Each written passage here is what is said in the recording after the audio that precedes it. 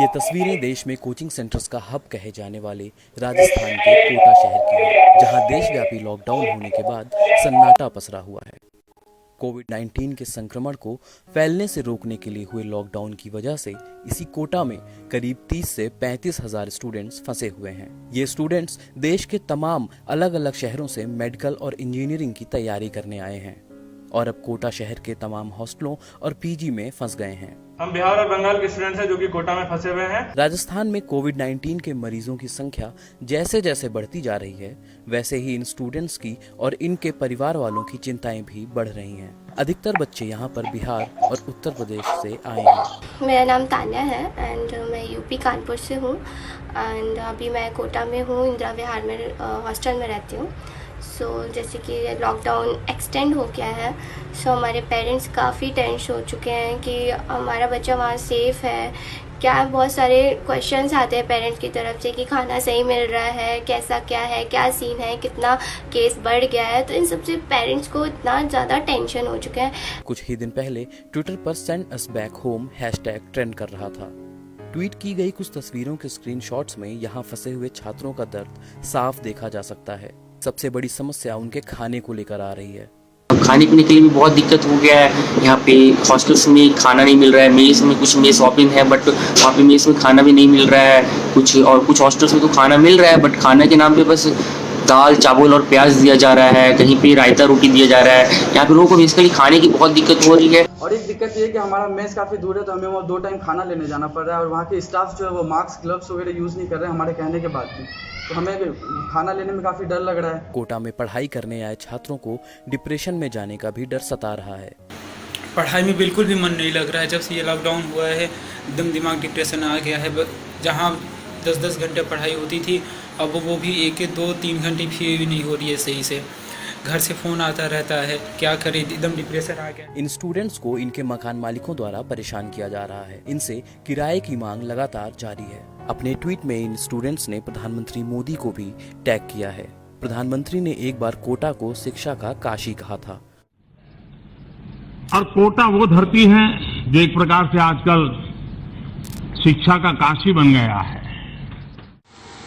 Dear sir and madam, हम कोटा में क्यों आए थे? आपकी बड़ी बड़ी होर्डिंग्स ही तो थी, कोटा में घर जैसा माहौल देंगे। पर उसमें शायद आप ये लिखना भूल गए थे कि जब इमरजेंसी कंडीशंस नहीं होंगी तब बेशक कोटा में घर जैसा माहौल देंगे। आज किसी को खाना नहीं मिल रहा, किसी को मिल रहा है तो क्या खाने लायक मिल रहा है? रेंट का कुछ नहीं कर सकते, खाने का कुछ नहीं कर सकते, हमें हमारे घर भेज दो।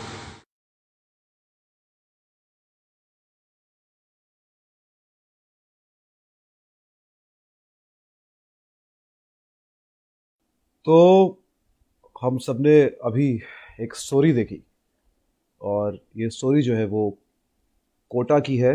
कोटा में हज़ारों छात्र जो हैं वो जो हमारे घर के बच्चे हैं, हम में से बहुत सारे लोगों के घर के वो बच्चे हैं जो, क्योंकि मेरे पिता का भी एक वक्त में सपना था कि मैं कोटा जाके तैयारी करूं इंजीनियरिंग की। तो ऐसे तमाम नौजवान हमारे साथी जो है वो इस समय कोटा में फंसे हुए हैं। कोचिंग्स के स्टूडेंट्स हैं ये, और स्थिति अब कोटा में ये है कि ना इनको ठीक से खाना मिल रहा है, इनके रहने के हालात ठीक नहीं हैं। संक्रमण का खतरा, चूँकि राजस्थान उन राज्यों में से कुछ राज्यों में से है जहाँ पे कोरोना वायरस कोविड-19 का इन्फेक्शन सबसे तेज़ी से फैल रहा है। हालांकि बहुत सारे इलाकों में कंट्रोल कर लिया गया है, उसके बावजूद कोरोना का डर है। और ऐसे वक्त में जब समाज में आपस में बहुत सारा डर है एक दूसरे से, ऐसे वक्त में ये बच्चे जो हैं ये वहाँ पर फंसे हुए हैं। और हमारे साथ इस समय कोटा से 2 छात्र जो हैं, 2 स्टूडेंट्स जो हैं वो मौजूद हैं।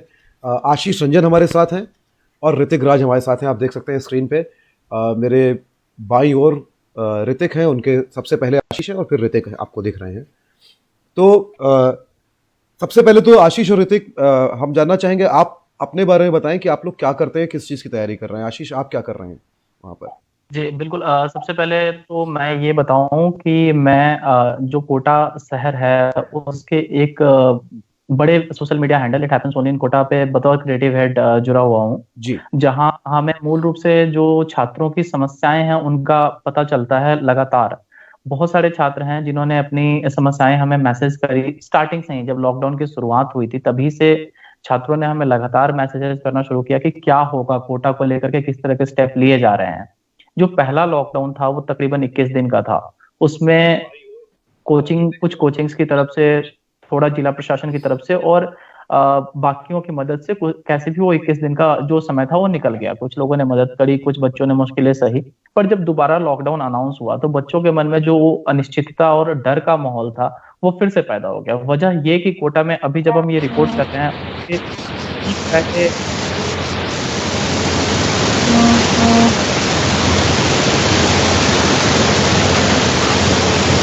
जी आशीष, ये है आशीष आपकी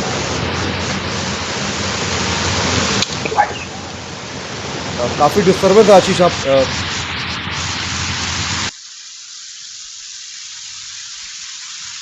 आशीष आपकी आवाज हमको नहीं आ रही है बिल्कुल।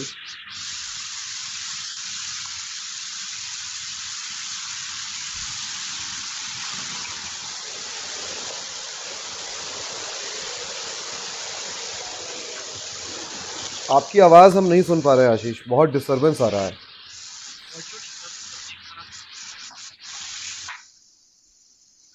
जी आशीष बोलिए। जी आपकी आवाज आ रही है? जी मेरी आपकी आवाज आ रही है पर बहुत ज्यादा डिस्टरबेंस है। हाँ, मुझे भी डिस्टर्बेंस बहुत ज्यादा है। जी जी हमारी तरफ से एक बार चेक करें।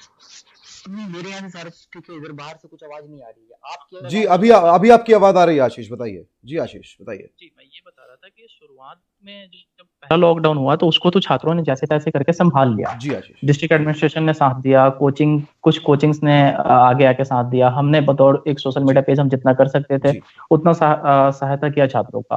पर उसके बाद जब दूसरा लॉकडाउन अनाउंस हुआ और उसके बाद जब हम ये रिपोर्ट कर रहे हैं, कोटा में तकरीबन 92 पॉजिटिव मामले हैं। हॉस्टल का सारा सामान बाहर से आ रहा है, हॉस्टल के स्टाफ बाहर से आ रहे हैं, कई बच्चे टिफिन सर्विस के खाने के भरोसे हैं। डिस्ट्रिक्ट एडमिनिस्ट्रेशन या जिनके द्वारा भी खाना पहुंचाया जा रहा है वो लोग भी तो बाहर से आ रहे हैं। तो ऐसे में संक्रमण का जो खतरा है वो लगातार बना हुआ है। और इसके अलावा जो बच्चे हैं वो 15, 15.5, 16 साल के बच्चे 10वीं पास करके पहली बार कोटा गए हुए हैं। उन्होंने ऐसी सिचुएशन को पहले कभी देखा नहीं है। ऐसे में मानसिक तौर पे भी उनके अंदर एक डर है, जिसको लेकर के हम दिन के तकरीबन 1000 से 1500 मैसेजेस का रिप्लाई कर रहे हैं जो बच्चों की परेशानियों के हैं। और बाकी वस्तु स्थिति आपने अभी अपने रिपोर्ट में दिखाया, वो सामने है बिल्कुल। तो ऋतिक आप क्या करते हैं? जी सर, मैं यहाँ पे मेडिकल की पढ़ाई कर रहा हूँ। मैं 4 साल से मतलब कोटा में मैं मेडिकल की तैयारी कर रहा हूँ। मैं 2016 में 10th के बाद मैं कोटा आ गया था। जी। उसके बाद से मैं मेडिकल की तैयारी कर रहा हूँ। तो अभी सर यहाँ पे तो मैं फंस गया हूँ एक तरह से, क्योंकि मैं बिहार से हूँ और बिहार गवर्नमेंट ने अब तक कुछ नहीं किया। यहाँ पे जो प्रॉब्लम्स बहुत ज्यादा हो रहे हैं हम लोगों को। जी घर वाले पहले दिन भर में एक बार कॉल करते थे, अब सिचुएशन इस तरह है कि घर वाले दिन भर में 10 बार कॉल करते हैं, फिर भी बोलते हैं कि बेटा मन नहीं लग रहा है, क्या करें, कुछ मतलब समझ में नहीं आ रहा है। ना वो आ सकते हैं मेरे पास, ना हम जा सकते हैं उनके पास। तो आप ये बताएं आशीष, आप तो चूंकि मेरे ख्याल से हजारों छात्रों के संपर्क में हैं अभी, मुझे बताया गया है कि आप जो है कोटा में जो स्टूडेंट्स हैं उनका व्हाट्सएप ग्रुप भी ऑपरेट करते हैं और उनके जो इंस्टाग्राम और ट्विटर और फेसबुक के जो पेजेस और हैंडल्स हैं वो भी आप जो है ऑपरेट कर रहे हैं। तो किस तरह की प्रॉब्लम्स ज़्यादा बेसिकली आ रही हैं स्टूडेंट्स को? सबसे बड़ी प्रॉब्लम क्या है अगर बात करें? सर मैं मूल रूप से कुछ समस्याएं गिनवाता हूं जो आमतौर पे सबसे ज्यादा हमारे पास निकल के आ रही हैं, जो हमें मैसेजेस कर रहे हैं छात्र। पहला तो ये है कि खाने की जो क्वालिटी है और जो क्वांटिटी है, जहां खाना मिल भी रहा है वहां खाने की क्वालिटी और क्वांटिटी में बहुत ज्यादा गिरावट है। जो मेस खाना, हॉस्टल खाना प्रोवाइड कर रहे हैं और उनके पास सीधा रीजन ये है कि रॉ मटेरियल अवेलेबल नहीं हो पा रहा है। दूसरा ये है कि बहुत से छात्र ऐसे हैं जिनको डिस्ट्रिक्ट एडमिनिस्ट्रेशन के जो खाना मिल रहा है उसके भरोसे ही रहना पड़ रहा है और बाहर से जो खाना आता है, जो स्वयंसेवी संस्थाएं खाना पहुंचाती है, वो मुश्किल दिन में एक बार मिल पाता है। जी। तो एक बड़ा तबका है जो इसके भरोसे ही वहां पे रह रहा है। तीसरी समस्या ये है कि जो कोचिंग, जो हॉस्टल और पीजी के ऑनर्स हैं वो छात्रों पे रेंट दबाव बना रहे हैं और इस परिस्थिति में कई छात्र ऐसे हैं जो कि ग्रामीण क्षेत्रों से आते हैं, कई छात्र ऐसे हैं जो लोअर मिडिल क्लास से आते हैं, उनके पेरेंट्स अपनी आमदनी का ही हिस्सा उनको पढ़ने के लिए वहां पे खर्च चलाने के लिए भेजते हैं। जी। लेकिन लॉकडाउन की स्थिति में एक उनकी इनकम के जो जितने भी स्रोत हैं वो बंद हैं। दूसरा ये कि ग्रामीण क्षेत्रों से शहरों में जाकर के बैंकों में पैसा डाल पाना संभव नहीं हो पा रहा है। ऐसी स्थिति में बहुत से छात्र हैं जो कोचिंग, जो हॉस्टल और मेस के रेंट को पे नहीं कर पा रहे हैं। इस पर कोई भी स्पष्ट ऑर्डर अभी तक नहीं है। हालांकि ऐसा सुझाव दिया गया था कि हॉस्टल संचालक फी के लिए दबाव ना बनाएं या फिर मेस संचालक फी के लिए दबाव ना बनाएं, जी। पर जब तक कोई लिखित आदेश नहीं आता है तब तक उसकी अनुपालना कितनी होती है इस सबसे हम वाकिफ हैं। उसके अलावा ये बताइए आशीष, एक बार ये जरूर मेंशन कीजिए कि कितने लगभग ऐसे स्टूडेंट्स होंगे जो कोटा में फंसे हुए हैं, कितनी संख्या है छात्रों की? देखिए, अलग अलग मीडिया रिपोर्ट्स के बेस पे तो ये संख्या 30,000 तक बताई जा रही है, लेकिन 30,000 छात्र ऐसे नहीं है जो बिल्कुल ही फंसे हुए हैं। बहुत से ऐसे छात्र हैं जिनको सुविधाएं मिल रही हैं, बहुत से ऐसे छात्र हैं जिनको हॉस्टल्स में फैसिलिटी मिल रही है या फिर उनको प्रॉपर खाना मिल रहा है। मेरा ये मानना है निजी तौर पर कि अगर आप इस लॉकडाउन की स्थिति में आप अपने कमरे में हैं, आपको 2 वक्त का खाना मिल रहा है और आप संक्रमण से सुरक्षित हैं, तो आप फंसे हुए नहीं गिने जाएंगे। लेकिन एक बड़ा संख्या है छात्रों का जो कि वाकई फंसा हुआ है, वाकई परेशान है और उसको लेकर के एक्शन लेने की जरूरत है। और इसी के वजह से हमने उन छात्रों की मांग पर ही जो हैशटैग ट्विटर ट्रेंड हुआ था 2 दिन लगातार, हम top trending send us back home और दूसरे दिन हेल्प कोटा स्टूडेंट्स, दोनों दिन ये हैशटैग ट्रेंडिंग में रहा, जिसके बाद मीडिया ने इसको कवर किया। तो उन छात्रों की जरूरत को ध्यान में रखते हुए ही हमने ये डिसीजन लिया था, क्योंकि एक बहुत बड़ा संख्या है। मतलब मैं आंकड़ों में नहीं बता सकता क्योंकि एग्जैक्ट आंकड़े तो कोटा कोचिंग्स के पास भी नहीं है कि कितने स्टूडेंट्स वाकई इस परिस्थिति में फंसे हुए हैं। लेकिन अब आप अंदाजा लगाइए कि एक सोशल मीडिया पेज पे अगर दिन के 1000 मैसेज आ सकते हैं तो वाकई छात्रों की संख्या बहुत बड़ी है, क्योंकि कोटा एक ऐसा शहर है जहाँ पे बहुत बड़ी संख्या में छात्र अभी भी स्मार्टफोन से वंचित हैं। प्लस आते हैं स्मार्टफोन नहीं है, प्लस बहुत सारी जगह अभी के वक्त में इंटरनेट जो मोबाइल डेटा है वो प्रॉब्लम कर रहा है, क्योंकि बहुत ज्यादा जो है बैंडविड्थ इस समय यूजर्स हो गए हैं। बिल्कुल, मतलब बहुत सारे बच्चे ऐसे हैं जो कीपैड फोन रखते हैं ताकि उनके पढ़ाई में डिस्टर्बेंस ना हो। ऐसी बहुत बड़ी संख्या है, तो उनसे तो अभी तक संपर्क हमारा नहीं हो पाया है। आशीष, आप एक बार अपना ये स्काइप का जो वीडियो है वो ऑफ करके ऑन करेंगे? आपका वीडियो जो है चूंकि वो फ्रेम फ्रीज हो गया है। जी बिल्कुल, बिल्कुल जी। अभी स्काइप वीडियो सही जा रहा है सर? अभी आपका तो आप ऑन करेंगे दोबारा जब वीडियो, तब समझ में आएगा हमको। तो ऋतिक, मैंने ऑन कर दिया, आप ऑफ करके ऑन कर दीजिए दोबारा उसको। ऋतिक, आपका ठीक आ रहा है। Okay sorry. हाँ आशीष जी, एक बार अभी चेक कीजिए सर। अभी मेरे ख्याल से मैंने एक बार ऑफ करके ऑन किया है, अभी सही होना चाहिए।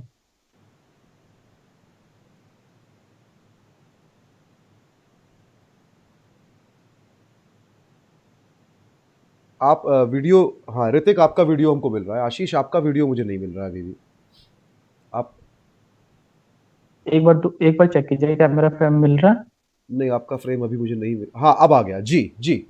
तो आशीष, हाँ आप बता रहे थे कि बहुत सारे लोग बेसिक फोन रखते हैं। हाँ, बेसिक फोन रहता है जिससे वो संपर्क नहीं कर पा रहे हैं हमसे। हमारी तरफ से जितनी कोशिश हुई है कि हम ज्यादा से ज्यादा छात्रों तक, पहले तो हमने कोशिश की कि स्टूडेंट हेल्पलाइन नंबर जो जारी किए डिस्ट्रिक्ट एडमिनिस्ट्रेशन के द्वारा वो पहुंचाए जाएं, पर जो संख्या है वो इतनी बड़ी है कि उनके ऊपर भी दबाव है।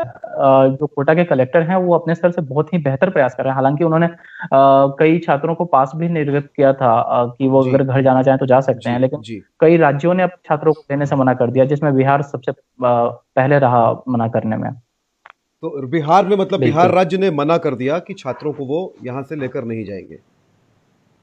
जी बिल्कुल, हुआ यूं कि जब यहाँ से कोटा से छात्र गए तो बिहार राज्य के बॉर्डर पे कुछ छात्रों को रोका गया।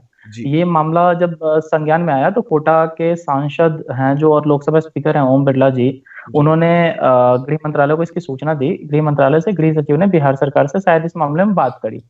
फिर इसके बाद बिहार के मुख्य सचिव ने एक पत्र लिखा और उन्होंने ऐसा कहा कि कोई भी डिस्ट्रिक्ट मजिस्ट्रेट या कोई भी कलेक्टर ऐसे कैसे पास निर्गत कर सकता है, ये लॉकडाउन की अवहेलना है। और उन्होंने कोटा कलेक्टर को वार्न करने की भी मांग की है। ये पत्र अभी सोशल मीडिया में लगातार वायरल हो रहा है। तो बिहार सबसे पहला स्टेट है जिसने इस तरह से छात्रों को लेने से मना कर दिया है। ऋतिक, आप भी बिहार के रहने वाले हैं? जी सर, मैं बिहार के जमुई जिला के एक चकाई प्रांत से मैं रहने वाला हूँ। जी, तो ये बताएं कि आप क्या, निजी तौर पे अगर मैं पूछूं कि आप किस तरह की प्रॉब्लम फेस कर रहे हैं, तो आपको क्या समस्या सबसे बड़ी हो रही है?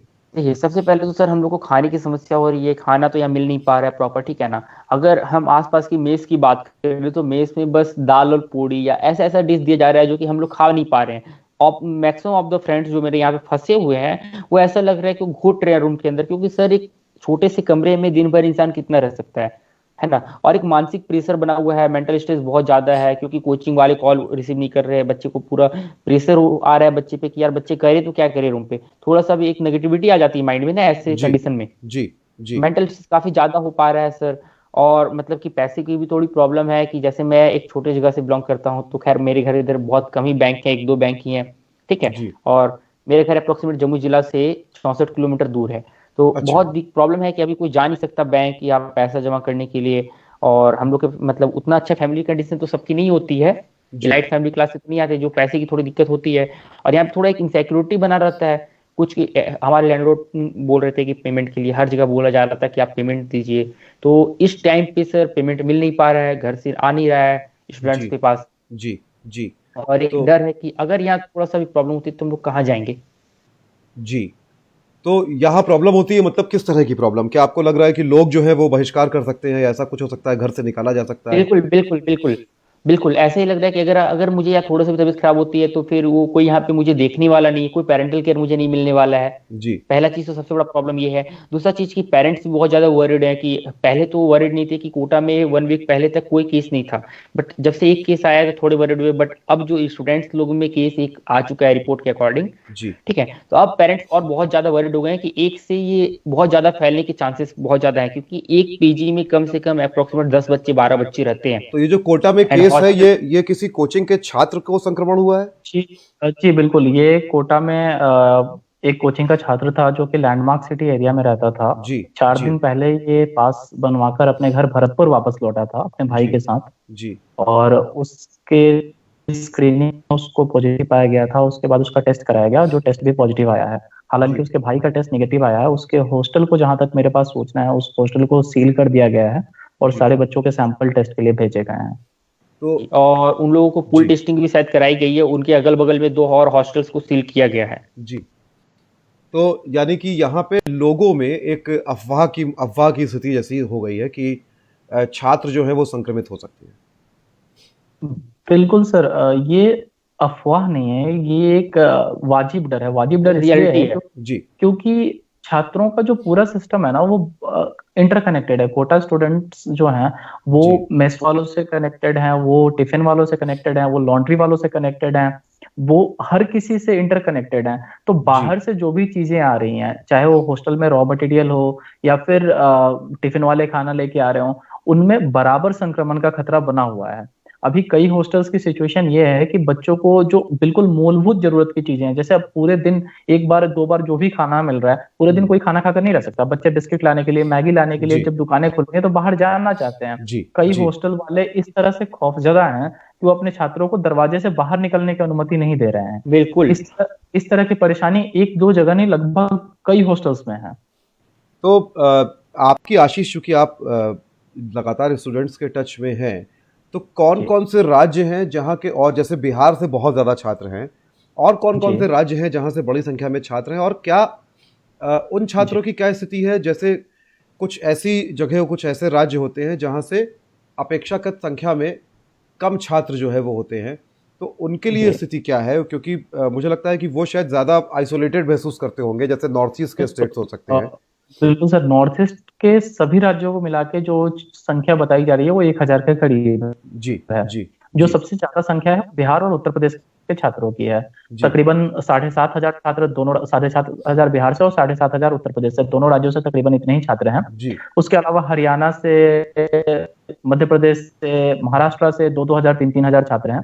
जी इसके अलावा जो बाकी राज्य हैं, चाहे वो दक्षिण भारत के राज्य हो या नॉर्थ ईस्ट के राज्य हो, वहां से जी वाकई आने वाले छात्रों की संख्या कम है। अभी जी तक जब से हमारा ट्विटर ट्रेंड हुआ है, जिन राज्यों ने एक्शन लिया है उसमें सिर्फ और सिर्फ उत्तर प्रदेश का नाम है। बाकी किसी राज्यों की तरफ से किसी तरह के एक्शन की सूचना अभी तक हमारे पास उत्तर नहीं प्रदेश है। ने, आप कह रहे हैं कि उत्तर प्रदेश ने एक्शन लिया है इस पे?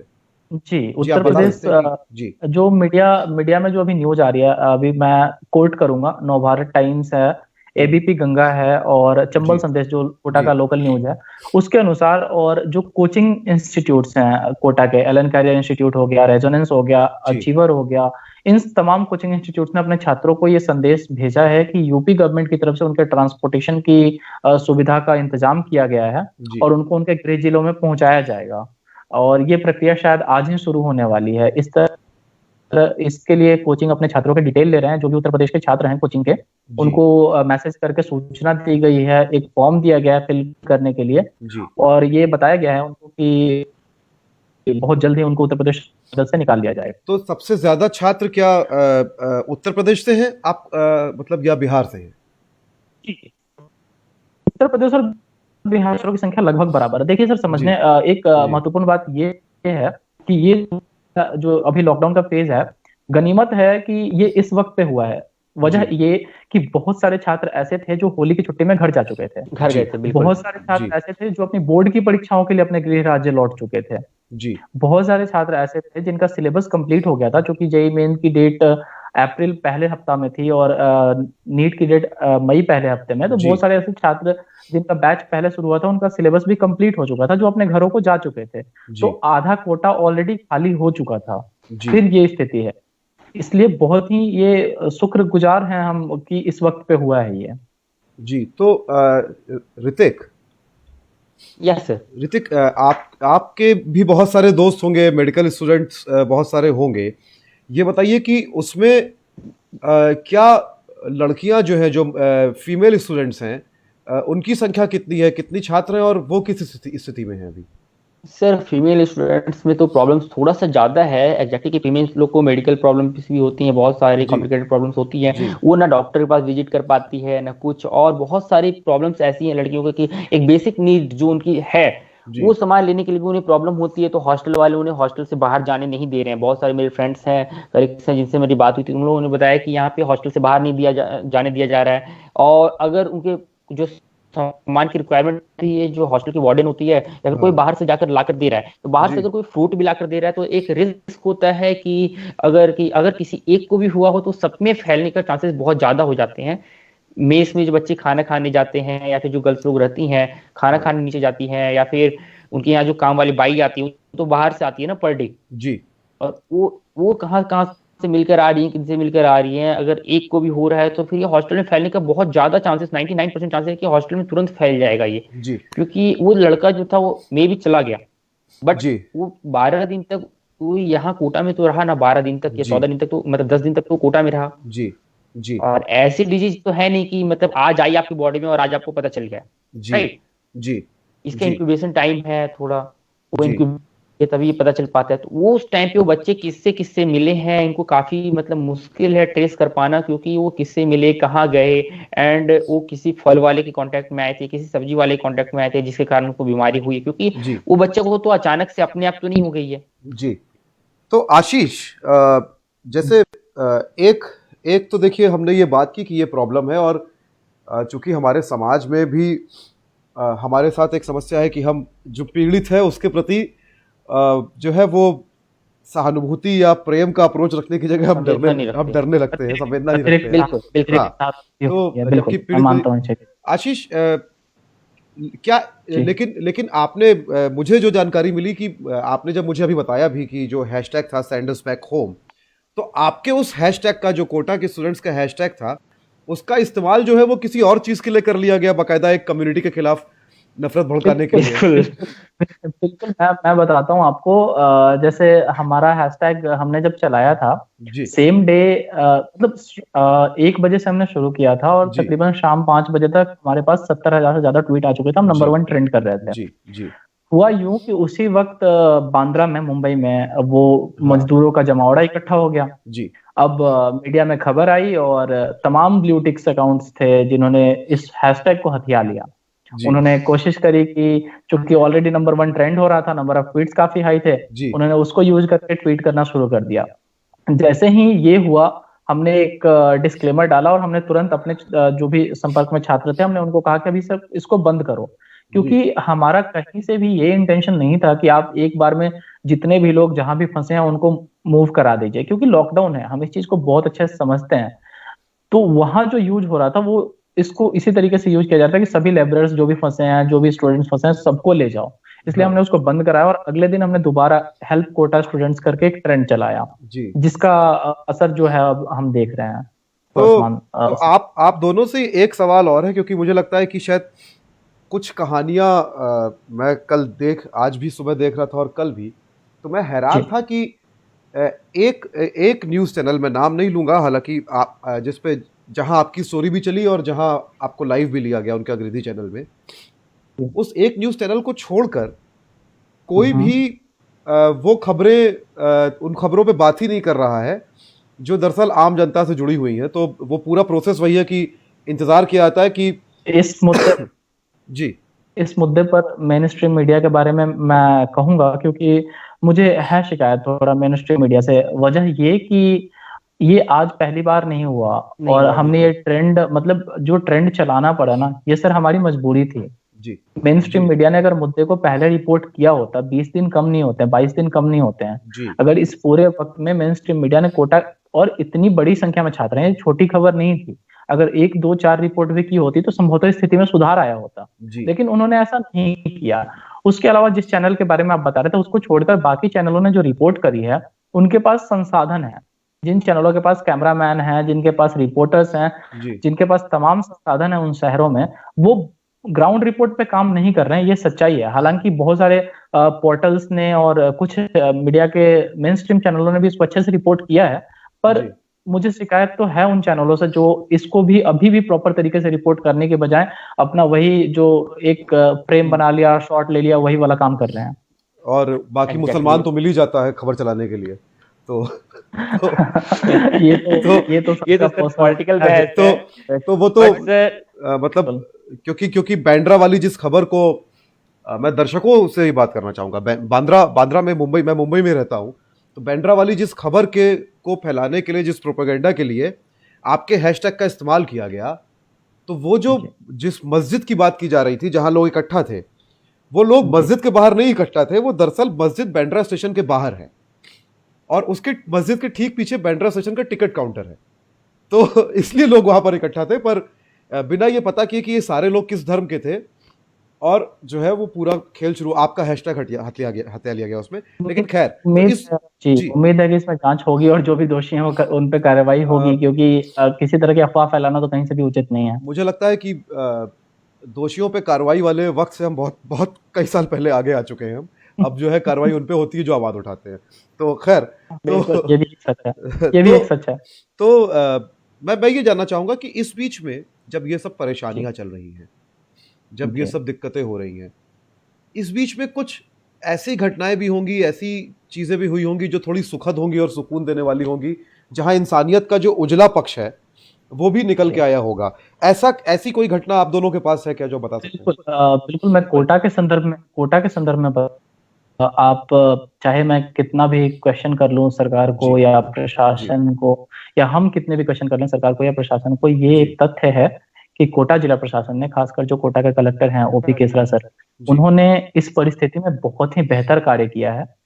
तमाम सीमित अधिकारों के साथ, क्योंकि उनके ऊपर भी दबाव है, जैसे बिहार के पत्र के बाद तो कुछ ज्यादा ही दबाव है, तो इन तमाम सीमित संसाधनों के साथ और अधिकारों के साथ उन्होंने छात्रों के लिए अपने स्तर से बहुत ही प्रयास किया है। जैसे 8 हेल्पलाइन नंबर्स उन्होंने जारी करवाए थे, जिसके बेस पर छात्रों की समस्या कुछ हद तक सुनी गई है। मतलब सारी समस्याओं का निवारण नहीं हुआ है, लेकिन कहीं अगर हॉस्टल में किसी छात्र को परेशानी आ रही थी, या फिर कहीं कोई हाई रेट पे चीजों को सेल कर रहा था, इस तरह की जो भी बातें थी, कुछ मामलों में कोटा डिस्ट्रिक्ट एडमिनिस्ट्रेशन की तरफ से एक्शन लिया गया है। और जो इस पूरे कोविड-19 के प्रकरण में कोटा के संदर्भ में जो उजला पक्ष है, वो वहाँ के डीएमओ ओपी केसरा सर हैं। तो ऋतिक, और कोई जैसे मैं जो अलग-अलग छात्र जो हैं, हाँ बताइए जी। हाँ जी, जब ये स्टार्टिंग विद प्रॉब्लम्स को 22 को जब फर्स्ट लॉकडाउन हुआ था, तो मतलब फर्स्ट डे जनता कर्फ्यू था, उसके बाद से ही बहुत सारे मेस ने खाना बंद कर दिया था, क्योंकि राजस्थान सरकार ने ये निर्देश दिया था कि कंप्लीटली लॉकडाउन था 31 मार्च तक उस टाइम पे, ठीक है। तो मेस वाले खाना नहीं दे रहे थे, तो किसी ने, मतलब कि कोचिंग्स वाले भी उस टाइम पे आगे नहीं आए थे खाना देने के लिए, तो बहुत प्रॉब्लम्स हुई थी। तो it happens online Kota page जो है, फेसबुक पेज जो है, इंस्टाग्राम पे जो है, उन लोगों ने हम स्टूडेंट्स की बहुत ज्यादा हेल्प की। अप्रोक्सीमेट 6 डेज तक जी, हम लोगों ने बिना किसी फंडिंग के खाना प्रोवाइड कराया लोगों को। क्या बात है। तो और बट क्या, हम लोग भी हाँ, फिलहाल जी, स्टूडेंट थे, हमारे पास भी कोई इनकम सोर्स तो होता नहीं है, तो जी, जितना था स्टूडेंट्स ने मतलब एट ऑन कोटा पेज ने क्योंकि किया, बहुत लोगों तक खाना पहुंचाया। जी, क्योंकि मेरा ऐसा मानना है सर कि देखिए सबको तो घर भेजना पॉसिबल नहीं है, बट एटलीस्ट हम लोग यहाँ पे एक फूड तो इंसिक्योर कर सकते हैं कि बच्चे यहाँ रह रहे हैं तो खाना अच्छे से खाएं। जी, बिल्कुल, बिल्कुल। एटलीस्ट इतना तो किया जा सकता है। अच्छा, क्या, क्योंकि सर ऐसा, जी बताइए, जी बताइए जी रितिक, जी बोलिए, बोलिए। नहीं नहीं आप बोलिए सर। मैं ये पूछ रहा था रितिक, और आशीष दोनों से सवाल है कि क्या है, जैसे हमने ये बहुत नॉर्मली हमने ये देखा है, क्योंकि मैं भी जब बाहर पढ़ता था तो मैं उत्तर प्रदेश से गया था। बहुत सारे लोग, क्योंकि और सबसे ज़्यादा लोग कहीं भी आप किसी भी राज्य में जाए, पढ़ाई का जो भी अच्छा इंस्टीट्यूशन है, वहाँ सबसे ज़्यादा लोग उत्तर प्रदेश और बिहार से आ रहे होते हैं पढ़ने के लिए। बिल्कुल। और ये कोई खुशी की बात नहीं है, इसका मतलब ये कि हमारे स्टेट में अच्छा इंफ्रास्ट्रक्चर नहीं है पढ़ाई का, नहीं है। शिक्षा। तो और ये जी, सच है, और ये हम जी, भूल जाते हैं जब भी हम दूसरे सरकारों पर सवाल उठाते हैं, हम जी, अपनी सरकारों से सवाल पूछना भूल जाते हैं, ये एक जी, सच्चाई जी। है। तो खैर, ये चूंकि शिक्षा कभी भी चुनावी मुद्दा बनेगा नहीं, तो इसलिए इस बारे में मैं क्या कहूँ, लेकिन मतलब उच्च शिक्षा नहीं बनेगी चुनावी मुद्दा, मुझे लगता है। तो जी बिल्कुल। तो क्या होता था कि यूपी का एक गुट बना हुआ है, बिहार का एक गुट बना हुआ है। क्या ये जो अलग अलग हम क्षेत्रवाद में फंसे हुए थे, क्या इस समस्या के दौरान कोरोना का जो संकट है, ये जो वायरस के इन्फेक्शन का, क्या ये थोड़ा टूटा है? क्या अलग अलग स्टेट्स के लोग थोड़ा नजदीक आए हैं इस बहाने, ऐसा हुआ है? बिल्कुल सर, आज कोटा सर में तो बिल्कुल, बोलो बोलो। हाँ, कोटा में ये प्रॉब्लम, आप जैसे बिहार में हो तो आप बिहारी कहलाते हो, या कहीं जाते हो तो बिहारी कहलाते हो, बट ये मतलब भगवान का शुक्रगुजार है कि कोटा में ऐसा कहीं भी ये नहीं हुआ है कि हाँ ये लोग बिहारी हैं तो बिहारी के साथ नहीं, proper लेकिन अलग treat मैं किया जाए। आपस में स्टूडेंट्स की बात कर रहा हूँ कि स्टूडेंट्स के बीच जो एक अलग अलग ग्रुप बने होते हैं अपने अपने इलाकों के, तो दोस्ती यारी होती है थोड़ी बहुत, पर क्या वो नजदीकी बढ़ी है कि अलग अलग क्षेत्र के जो हमारे पूर्वाग्रह हैं, जो प्रेजुडिसेस हैं, उसको छोड़ के इस संकट के समय में साथ आए हैं लोग, ऐसा हुआ है? बिल्कुल बिल्कुल, सब आज साथ हैं एक ही और समूह सब है, आज एक ही समूह है, और वो है परेशान समूह। कोई पर यूपी का साथ नहीं, हो, बिल्कुल। बिहारी मैं नहीं है, कोई मध्य प्रदेश का नहीं, कोई दिल्ली जी, का नहीं है, सब परेशान है। वो बस तो चाहता है और कि हम बच जाएं, हम घर चले जाएं, एटलीस्ट घर पहुंच जाएं तो घर में एटलीस्ट सेफ रहेंगे। तो सर एक बहुत सबका ही वायरस ने कहीं ना कहीं लोगों को समझाया है कि दुनिया के सारे लोग दरअसल एक ही हैं। बिल्कुल। और बिल्कुल क्षेत्रवाद, जातिवाद, संप्रदायवाद, ये सब गढ़े हुए मिथक हैं, एक दिन तो टूटेंगे ही। अब वायरस से ही टूटना तय हुआ था, तो शायद वायरस से ही सही, पर कहीं ना कहीं एक शुरुआत अच्छी हुई है। और एक बहुत बड़ी समस्या है जो मैं आमतौर पे हम देखने को मिल रहा है कि कई लोग ये कह रहे हैं कि घर भेजने की मांग कितनी वाजिब है। जी, पर सर आपको ये समझना होगा कि आप किस परिस्थिति में डील कर रहे हैं। आप तुलना करते हैं, मैं कमेंट्स पढ़ रहा था बहुत जगह, कई मीडिया हैंडल्स के जो लिंक वो होते हैं, पोस्ट होते हैं जी, गूगल के ऊपर, उनके कमेंट्स में मैं पढ़ रहा था, तो वहां पे मैंने इस चीज को देखा कि बहुत लोग ये कह रहे हैं कि ये लॉकडाउन वायलेशन है, आप किस तरह से छात्रों की ये मांग को जायज ठहरा रहे हैं। तो मैं सबसे पहले स्पष्ट करना चाहूंगा कि आप कंपेयर कर रहे हैं छात्रों को और मजदूरों को। मजदूरों की मांग, मजदूरों की परेशानी और मजदूरों की जो समस्या है वो बिल्कुल जायज है, उनके लिए भी एक्शन होना चाहिए। लेकिन एक्शन करना हमारा काम नहीं है, एक्शन करना सरकार का काम है, जी, तमाम सरकारों का काम है, चाहे वो केंद्र सरकार हो चाहे वो राज्य सरकारें हों। लेकिन जहां तक बात छात्रों की है, सर वो 15 साल से लेकर 17 साल के बच्चे हैं, आप किससे तुलना कर रहे हैं उनकी? उन्होंने जिंदगी में परेशानियां देखी नहीं है, और जी, आप ऐसी परिस्थिति में उनको लाके आज खड़ा कर दिया गया है जहां वो आइसोलेटेड हैं, जहां वो खाने के लिए सफर कर रहे हैं, जहां उनकी पढ़ाई नहीं हो रही है, कैरियर का टेंशन ऊपर से। जो बच्चा 2 साल पूरी कोशिश के साथ, उसने पूरे लगन के साथ पढ़ाई करी है, वो भी आज डिप्रेस्ड है। रीजन बीइंग कि उसको पता नहीं कि उसका एग्जाम कब होगा। मैं ये नहीं कहता हूँ कि इस कोरोना वायरस में किसी का दोष है, पर उससे उत्पन्न समस्याओं को तो हम सुलझा सकते हैं। उससे उत्पन्न समस्याओं को बस ये कह के मना कर देना या ये कह के दबा देना कि यार लॉकडाउन है, कैसे मूवमेंट करवाएंगे। यूपी से जो खबर आ रही है सर, उन्होंने ये तय किया है कि एक बस में 25 से 30 बच्चों को ही भेजा जाएगा। एक बस में 25 से 30 बच्चे जाएंगे, मास्क सैनिटाइजर की व्यवस्था होगी,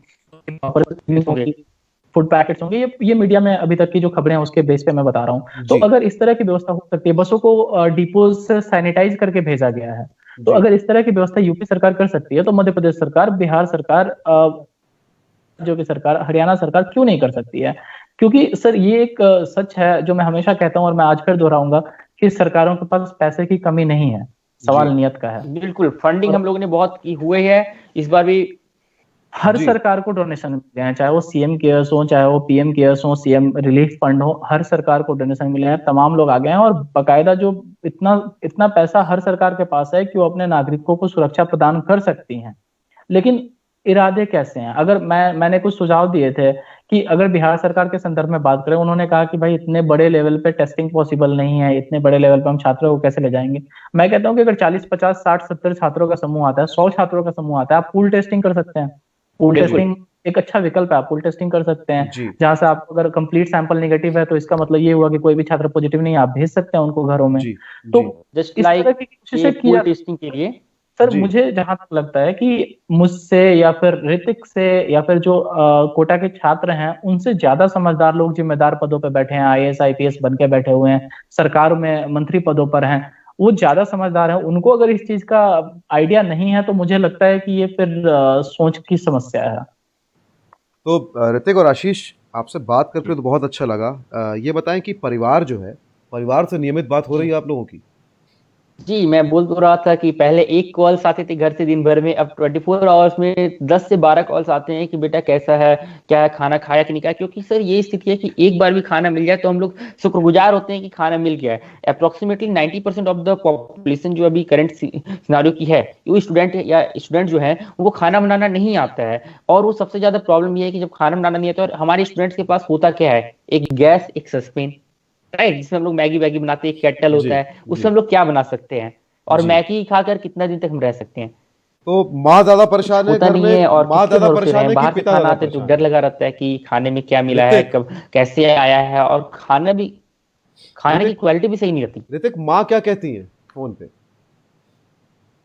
कुछ नहीं कि बेटा तुम भी आ जाओ घर, तो हम भी घर में तो हम समझाएं कि एटलीस्ट घर आना तो खैर रिस्की है थोड़ा बहुत, बाकी अभी खाना पीना जब तक अरेंज हो रहा है कर रहे हैं। बट मम्मी लोग को तो एक तो डर रहता है ना कि मतलब बच्चा घर से दूर है, अगर कुछ हो गया तो ना पेरेंट्स आ सकते हैं। मम्मी डेली ये बोलती है कि देखो अगर तुम लोग को भी कुछ हो गया तो तुम भी नहीं आ सकते है ना, हमको हो गया तो हम कुछ कर सकते हैं।